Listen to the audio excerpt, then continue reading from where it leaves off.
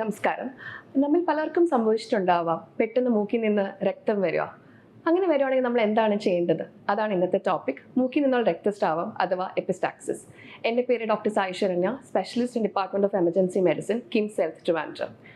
എന്താണ് മൂക്കിൽ നിന്ന് രക്തസ്രാവം അഥവാ എപ്പിസ്റ്റാക്സിസ്? മൂക്കിൻ്റെ ഉള്ളിൽ ഒത്തിരി ബ്ലഡ് വെസൽസ് ഉണ്ട്. അത് ഏറ്റവും കൂടുതൽ കാണുന്നത് മൂക്കിൻ്റെ മുൻവശത്തായ സെപ്റ്റം എന്നൊരു സ്ഥലത്താണ്. അതിനൊരു ലിറ്റിൽസ് ഏരിയ എന്ന് പറയുന്നത് വളരെ ഡെലിക്കേറ്റ് ആയിട്ടുള്ള ഏരിയ ആണ്. അവിടുത്തെ ബ്ലഡ് വെസൽസ് ഭയങ്കര നേരിയതും കൂടിയാണ്. അതുകൊണ്ട് തന്നെ ഈ കുറേ കാരണങ്ങളാൽ ഈ സൂക്ഷ്മമായ ബ്ലഡ് വെസൽസ് പൊട്ടുകയും അതിനാണ് നമ്മൾ മൂക്കിൽ നിന്ന് രക്തസ്രാവം അഥവാ എപ്പിസ്റ്റാക്സിസ് എന്ന് പറയുക. എന്തൊക്കെയാണ് ഈ കാരണങ്ങൾ? ആദ്യം തന്നെ കുട്ടികളിൽ ഏറ്റവും കോമൺ ആയിട്ട് കാണുന്ന കാരണം മൂക്കിൽ അവർ വിരലിടുകയാണ്. അതുപോലെ പ്രായമായിട്ടുള്ളവരിൽ ഏറ്റവും കൂടുതൽ കാണുക അൺകൺട്രോൾഡ് ആയിട്ടുള്ള ബ്ലഡ് പ്രഷർ. അതുപോലെ തന്നെ നമ്മൾ ബ്ലഡ് തിന്നേഴ്സ്, എക്കോസ്പിരിൻ, ആൻറ്റികോയാഗുലൻസ് എടുക്കുന്നവർക്കും ഈ സാധ്യത ഏറ്റവും കൂടുതലാണ്. കോമൺ ആയിട്ട് ഇൻഫെക്ഷൻ, സൈനസൈറ്റിസ്, അലർജീസ്, അതിലും ഇങ്ങനെ തന്നെ ബ്ലീഡിങ് കണ്ടേക്കാം. പിന്നെ ഏറ്റവും കൂടുതൽ കോമൺ ആയിട്ട് കാണുന്നത് ഇഞ്ചുറിയാണ്. അതായത് മൂക്കടിച്ച് വീഴുകയോ ചെറിയ തോതിലോ അഥവാ റോഡ് ട്രാഫിക് ആക്സിഡൻറ്റിൽ മൂക്കിൻ്റെ പാലം പൊട്ടുകയോ ചെയ്താലും ബ്ലീഡിങ് സാധ്യത ഏറെയാണ്.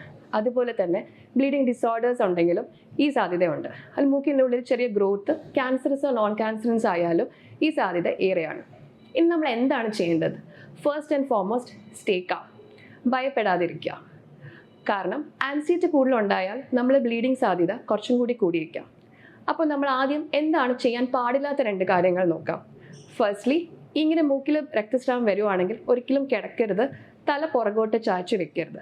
അങ്ങനെ ചെയ്യുവാണെങ്കിൽ മൂക്കിൻ്റെ ഉള്ളിലെ രക്തം തൊണ്ടയിലേക്ക് വരികയും അത് ശ്വാസകോശത്തിലേക്ക് വരികയും അത് അപകട സാധ്യത ഏറെ കൂടിയിരിക്കാം. അതുകൊണ്ട് നമ്മൾ എന്താണ് ചെയ്യേണ്ടത്? നമ്മൾ സാവധാനം ഇരിക്കുക, മുന്നിലേക്ക് ഇങ്ങനെ ചായ, എന്നിട്ട് നമ്മൾ തള്ളവിരലും ചൂണ്ടുവിരലും മൂക്കിൻ്റെ മൃദുവായ ഭാഗത്ത് 10 മിനിറ്റോളം പിടിച്ചു വെക്കാം. അതായത് ഇങ്ങനെ ഈ 10 മിനിറ്റോളം പിടിച്ചിങ്ങനെ വെക്കുന്നത് കണ്ടിന്യൂസ് തന്നെ ആയിരിക്കണം. കാരണം ഇടയ്ക്കിടയ്ക്ക് ബ്ലീഡിങ് നിന്നോന്ന് നോക്കാനും പാടില്ല. ഇങ്ങനെ 10 മിനിറ്റ് കണ്ടിന്യൂസ് ആയിട്ട് പിടിച്ചാൽ മാത്രമേ നമ്മളെ മൂക്കിൻ്റെ ഉള്ളിൽ ഈ ബ്ലീഡിങ് കംപ്രസ് ആയിട്ട് നിൽക്കത്തുള്ളൂ. അതുകൊണ്ട് ഇങ്ങനെ പിടിച്ചു വെക്കുന്ന സമയത്ത് നമ്മൾ വായിൽ കൂടെ ശ്വാസം വിടുക. എന്താന്ന് വെച്ചാൽ ഈ മൂക്കിനുള്ളിൽ രക്തം വായിലേക്ക് വരെയും ആ സമയത്ത് വായിൽ കൂടി നമുക്ക് തുപ്പാനും സാധിക്കും. ഇത് കഴിഞ്ഞതിന് ശേഷം ഒരു തുണിയിൽ കുറച്ച് ഐസ് മൂക്കിലേക്ക് വെക്കുക.